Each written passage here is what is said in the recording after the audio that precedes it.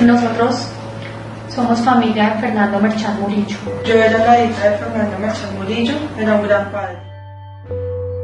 Yo de Fernando Merchán me dejó grandes recuerdos. Lo único que puedo decirle a la justicia es que las presiones que cometieron contra ese hombre lo llevaron a su sacrificio. Se derrama una sangre inocente. Somos víctimas de Rafael Uribe. Yo soy la novia de Fernando Merchán. Era un hombre muy especial. Además somos amigos de Fernando. Lo conocimos, tuvimos más de 20 años. Nosotros, por el espacio 11, sabemos que Fernando fue un gran hombre. En el corazón de Fernando no podía caber el odio ni la maldad. Damos fe de eso. Fernando no es capaz de hacer esto. Una persona honesta, muy humilde, buena persona. Como a las tipo 8:30, 9 de la mañana, me llamó una prima diciéndome que mi papá no aparecía porque él iba a ir a hacer una vuelta con ella, iban a hacer una consignación, una matrícula de los hijos de ella, entonces que estaban angustiados, que él no aparecía y él era muy puntual en sus cosas. Entonces 9:30, 10:30 yo me encontraba laborando en las horas de la mañana, entonces, y nosotros habíamos quedado de ir en la tarde a una funeraria también porque porque habían fallecido un familiar cercano a nosotros. Entonces Patricia, no, pero es que Fercho no llega, no sé qué. Yo llamé a mi tía me llamaba cada media hora que mi papá no llegaba, que no sé qué. En eso llamamos a un primo que vive ahí cerca de la casa para que fuera a golpear. Cuando yo lo llamé, él me dijo que estaba en Kennedy, que ahorita pasaba, eran como las 10:30. Entonces yo llamé a mi tía, llamé a María, la novia, y que tampoco, que él no la había llamado, que no sabíamos nada. Como a las 11:30 fue cuando ya pues se me prendió la angustia a mí y yo salí de la oficina, yo hablé con mi jefe, le dije, no jefe, la verdad mi papá no aparece desde las 7 de la mañana, que Patricia me había dicho que había salido de la casa donde mi tía, que la noche anterior nos habíamos quedado. Entonces yo cogí un taxi, fue cuando llegué a la casa, faltando 10 para la 1 más o menos, no recuerdo bien la hora. Llegué a la casa donde vivimos, abrí la puerta normal, vi cómo estaba todo en silencio, subí al segundo piso, lo vi en la ducha, estaba ahí en la ducha.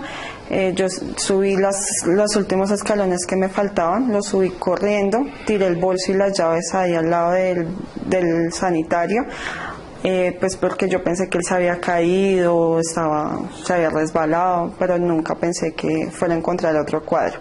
Cuando abrí la puerta de la ducha, lo vi sentado, desgonzado, había un charco de sangre, yo empecé a gritar, no sabía qué hacer porque en ese momento yo estaba sola. Entonces llamé a una prima, la llamé, le dije, Patricia, mi papá se mató, dígame qué hago porque la verdad no sé qué hacer, yo estoy acá sola. Ella me dijo que me tranquilizara y ahí finalizamos la llamada.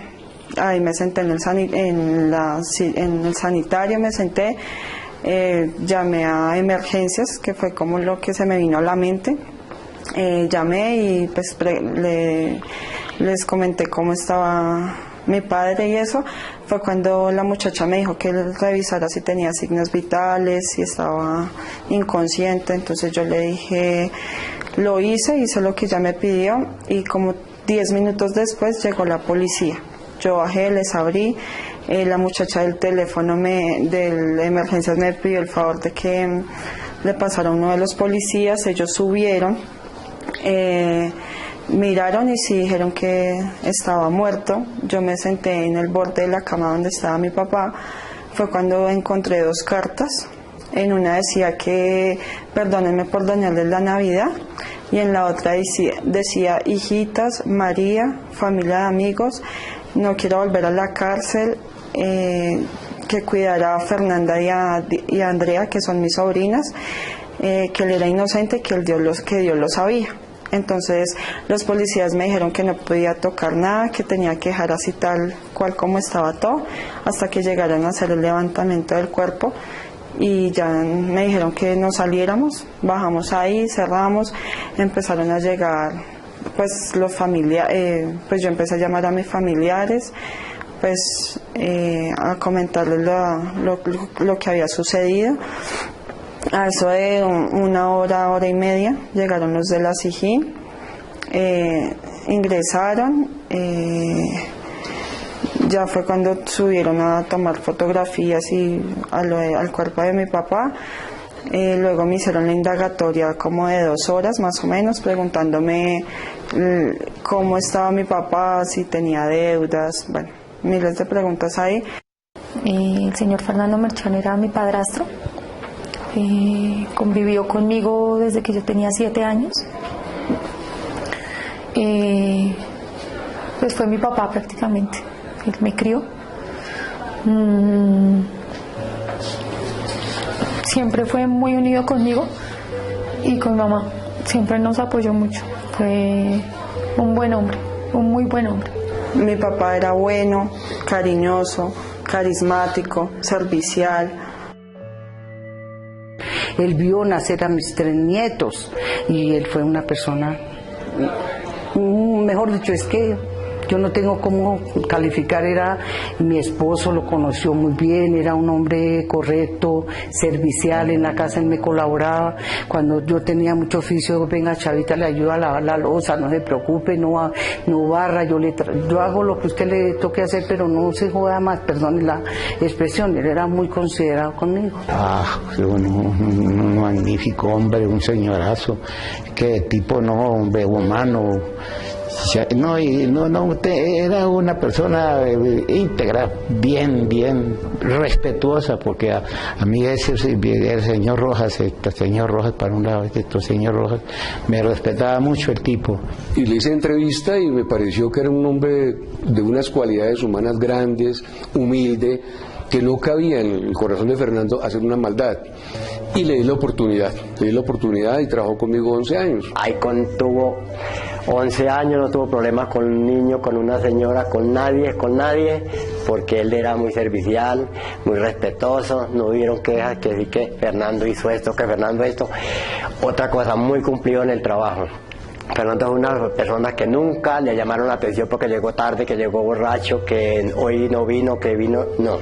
Fernando fue una persona de que lo conocí, fue muy en el trabajo. Me estimaba mucho porque yo he sido muy enferma. Ahora últimamente tengo un problema de artrosis y él vivía pendiente, que mire que cuando él tenía formas me mandaba que me hicieran una terapia. Él se preocupaba mucho por mí, porque después de la muerte de mi hermanita yo me hice cargo de las 2 niñas. Yo era la compañera sentimental de Fernando Merchán Murillo. Llevábamos una relación de 4 años. Él era una persona muy especial, era un caballero, no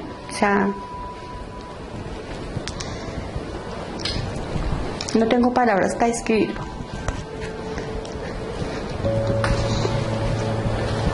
Una persona bien, con la familia, los vecinos, por ahí compartíamos de pronto un tinto, un desayuno, muy respetuoso con mis hijos, la familia y en el barrio.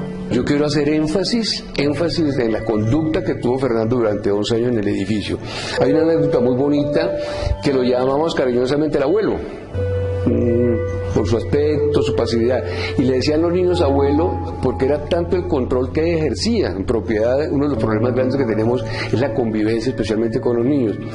Nos dimos en nuestros estatutos especialmente vigilancia para ellos, y él les restringía la salida del edificio, tenía que comunicar a los padres. Nunca observamos que Fernando tuviera una tendencia pederastra, ¿no? De pronto acariciar a los niños, llegar con detalles que uno puede, en esos casos uno analizar el guarda, y los debemos prohibido de nuestros estatutos. Hay ciertas áreas que no pueden circular ni los guardas ni los niños.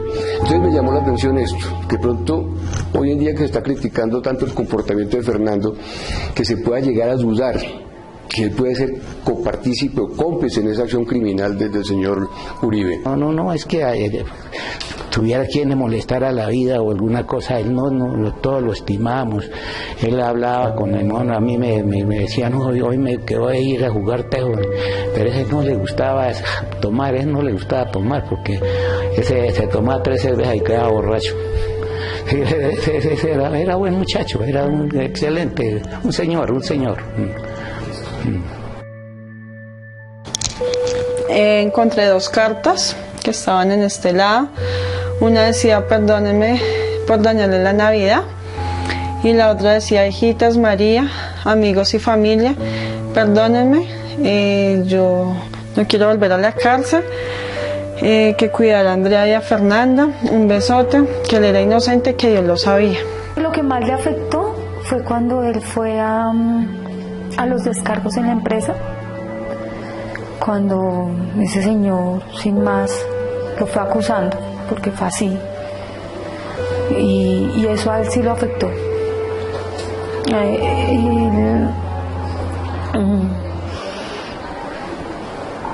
Él no quería volver a la cárcel, así lo dejó escrito, y su miedo de tener que pagar algo que otra vez no era culpa de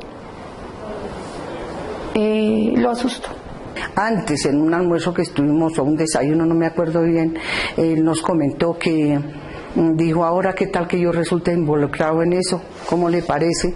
Que si la otra vez que yo no tuve nada que ver en el paso de esa maleta, porque fue que dejaron pasar una maleta y yo fui a pagar algo que yo no participé, ni siquiera tenía conocimiento de eso, pagué 5 años de prisión siendo inocente.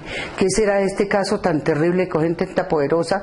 Yo no quiero volver a la cárcel, Dios me ampare de volver, y él sí tenía miedo de que lo involucraran a él y volviera a ir a una cárcel. Y eso sí me lo hizo saber a mí. Me dijo, yo sí tengo miedo de volver a una cárcel, porque nadie sabe lo que uno sufre en una cárcel. Hay una coincidencia que Fernando sale, creo que por libertad condicional, porque estuvo involucrado en un caso de narcotráfico, y él siempre llevaba ese karma, ese pecado de haber no sido cómplice, sino por omisión. Entonces lo involucran y le tocó pagar 5 años. Él llega allá al edificio, como dije anteriormente, por una relación de afinidad, de vecindad con la familia que es doña Chava, y me llega al edificio con su hoja de vida, y él siempre ponía de presente. Él tenía como ese karma, ¿no? Él no tenía, es que no había motivo, él vivía divinamente, él pues su problemita económico de pronto, pero no para llegar a ese extremo, no. La presión de allá es que él lo dijo en el comedor, dijo del supervisor, el que le hizo los cargos, que no sé, que lo había de una vez lo había metido al problema. En la depresión, que lo vi cuando fue a la empresa él a hacer descargos, cuando ya el dueño de la empresa le dijo que tenía responsabilidad en eso, que fue lo único que él medio me contó, que fue eso, que el dueño le había dado responsabilidad y culpabilidad de lo que había pasado en el edificio ese día. Y le pregunté, ¿y qué pasa? Dijo, no, pues que fui a descargos y me responsabilizaron que yo tenía que ver en ese crimen de la niña. Pues, bueno, y le dije, ¿y qué? ¿Usted qué? Bueno, pues el carro entró, bajó al sótano. Cuando yo lo fui a requerir, el tipo ya había subido en el ascensor. ¿Y qué le dice la empresa? No, que ¿por qué no le revisé el carro? Y yo le respondí que yo no había revisado el carro, que porque no había orden de esa, no había. Le dije, ¿y qué más le dijo? No, que yo había visto a la niña en el carro, y yo no vi ninguna niña, yo no vi a nadie en el carro, yo no vi a nadie. Bueno, y le dije, bueno, pero si usted dice que no vio nada, contestó eso, dijo, sí, además eso quedó en la minuta que llevamos, eso quedó escrito. Él cambió, no comía, no podía dormir, cabizbajo, triste, no quería hablar de nada, no quería ver noticias, nada.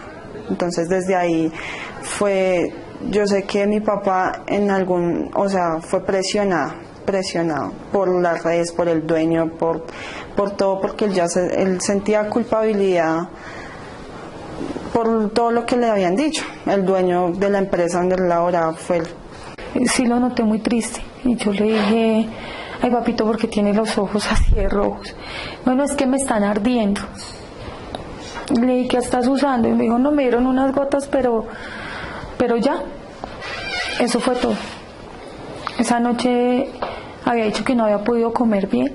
O sea, lo dijo que estábamos todos reunidos en el comedor, que no había podido comer bien, que no había podido dormir bien. Entonces llegamos esa noche con mi sobrina y entonces todos, que ay, que yo no voy a hacer comida, que entonces dijimos, bueno, hagamos empanadas, mandemos por empanadas y gaseosa. Entonces yo me hice al lado de la estufa y él se fue detrás de mí. Me dijo, ay cuñada, ¿será que le puedo pedir un favor? Le dije, claro, ¿qué quiere, Fernandito? Me dijo, ¿será que es mucha molestia que me haga un caldito de papa? Porque yo hace días no como así, como una sopita, como algo. Le dije, claro cuñado, yo le hago el caldo con mucho gusto. Y le hice un caldito de papa y mi hija se lo sirvió y él comió. Y cuando estaba comiendo le dije, papi, yo ya me voy. Yo llevo 2 meses viviendo sola. Y lo único que hice fue que lo abracé. No sé cómo se le pueda llamar, instinto, no sé. Y le dije que yo lo amaba mucho. Que él era todo lo que yo tenía y necesitaba. Y que siempre contara con nosotros. Le dije, papi, dame la bendición. Entonces él siempre hacía como así. Y yo le dije, papi, dame bien la bendición, usted siempre me hace. Y me dijo, hay una más. Y yo me fui. La última vez que nos vimos fue el 4 de diciembre, que él llegó a la casa a quedarse. Y pues comimos. Él se puso a recochar con mis hijos, estaban hablando de los equipos de fútbol y mi hijo le regaló una camisa y se la estaba midiendo, ya él se acostó y ya estábamos durmiendo cuando le sonó el celular y yo le dije, negro, está sonando el celular. Dijo, ay, ¿quién es? Le dije, es el señor Iglesias. Dijo, pásame el teléfono. Y se lo pasé y entonces fue cuando él le dijo que había habido la novedad en el edificio, que han encontrado una niña muerta. Le dijo él, no, pero ¿cómo así? Si yo entregué mi turno a las 7 de la noche, yo no vi entrar niñas, yo en ningún momento vi ingresar niñas, y ahí en el edificio no hay niñas, hay un niño en el 2º piso. Y ya eso fue todo lo que él comentó y nos volvimos a acostar. Ya madrugamos los dos a irnos a trabajar y él me dijo, ahora más tarde la llamo a ver qué más pasa. Él me habló el miércoles, el día de velitas, el 7 de diciembre, él me dijo que estaba preocupado porque el dueño le había dicho que tenía culpabilidad y responsabilidad por lo que había pasado con la niña. Eso fue lo único que él me dijo. Me llamó Lorena y me dijo, tía, ¿cómo le parece que lo que pasó fue en el edificio donde mi papá trabaja? Y mi papá lo llamé y me dijo que después nos comentaba porque lo estaban investigando. Y ya cuando llegó por la noche nos contó. Entonces él nos dijo que él en el día no se había dado nada de cuenta, que lo habían investigado y él había hecho lo que le costaba, que lo único que decía es que él habían salido a la discusión que tuvo con la hermana. Yo tuve una discusión con la hermana del señor del que mató a esa niña. Entonces tuve una discusión porque primero yo no podía dejar de estar y no sabía quién era esa señora. Tuve una discusión, discutimos ahí, pero después ya se identificaron. Entonces con los mismos apellidos les dije, entren, pueden entrar. Entonces por haberlos dejado entrar también me cuestionó el gerente de eso allá, el supervisor de esto, me cuestionó. Y después de que él ya supo la cuestión, él nos dijo, pues, que digan que él salió enmarihuanado, que lo llevaban arrastrando. No, ellos salieron, los 3 bien salieron del edificio, salieron todos 3. ¿Y qué a esto? Dijo, no, pues entraron y eso salieron bien tarde, eso demoraron más de 3 horas allá arriba, demoraron más de 3 horas y salieron los 3 caminando divinamente, no, ahí no se notó que uno fuera borracho, que el otro no, ahí salieron caminando los 3. No, es que él dice que una señora de una tienda que había dicho, pues según como salió en la televisión la señora diciendo que ella escuchaba unos gritos. Y dijo, no, pues qué grito. Yo, por ejemplo, en el día yo no escuché nada, y si no yo hubiera pasado la novedad, o yo me hubiera enterado de algo, ¿cómo no iba a pasar la novedad? O me hubiera dado cuenta de algo, yo lo hubiera dicho, porque Fernando era un hombre muy recto. Entonces, él salió y él no sabía nada. Y el tipo me dijo, no, pues es que caramba, imagine que cuando yo estaba en eso, que yo me había movido de mi sitio de trabajo, yo no, ahí está todo escrito. No, nunca. Él le pedía el favor a uno para que uno le hiciera el favor cuando se le olvidaba comprar la panela o los limones, o que necesitaba que le recargaran el celular, que a veces se le olvidaba o llegaba sobre el tiempo y uno le hacía el favor, pero Fernando nunca se apartó de su puesto de trabajo. O sea, él decía que había una persona, nunca nos dijo el nombre, pero sí nos dijo que había un muchacho pues que tenía mucha plata, que llevaba viejas ahí, hacía muchas rumbas, tomaba mucho, y pues que él siempre lo llamaba, cuando estaba en turno de la noche le llamaba la atención por lo mismo, porque los vecinos se quejaban de eso, y tengo entendido como hasta marzo de este año, marzo-abril, él habitaba en ese edificio, porque lo sacaron y él se fue a vivir a otro apartamento. Eso fue lo único que él nos comentaba, pues era como tosco, como agresivo, pues lo que mi papá veía en él, en eso. Se destacaba por decirnos que iban unas viejotas, decían, pues él nunca fue como despectivo, decían, las muchachas trabajan como en eso, era lo que decía. Dijo, y la última vez llevó fue un muchacho. Yo le dije, papá, y allá en el edificio no dicen nada. Dice, no, porque ellos son como los dueños. Lo único que hacen es que cuando hay mucho ruido, los otros dueños de los apartamentos llaman que por favor les ayuden con la música. Y yo sé que él llamaba, pero que él bajaba el volumen normal y ya no pasaba nada más. No, pues de allá donde estaba trabajando me habló de ese muchacho, que era el problema del edificio, eran los fines de semana que ponía de ruana el apartamento, en sí eso, pero nada, pues así que hacía rumba, así que nada más, porque también Fernando era muy discreto, él era muy reservado. Él nos había dicho que él quería pasar, como ya le faltaba poco para pensionarse, que él se quería ir para Tuluá a pasar allá su vejez, digámoslo así. Sí, él decía que él se iba a pensionar y se iba para Tuluá a vivir con su otra hija, porque nunca había compartido con ella. Compartieron un año, digamos, el último año, y era más de llamadas, se veían solo en vacaciones, se vieron 2 veces nomás.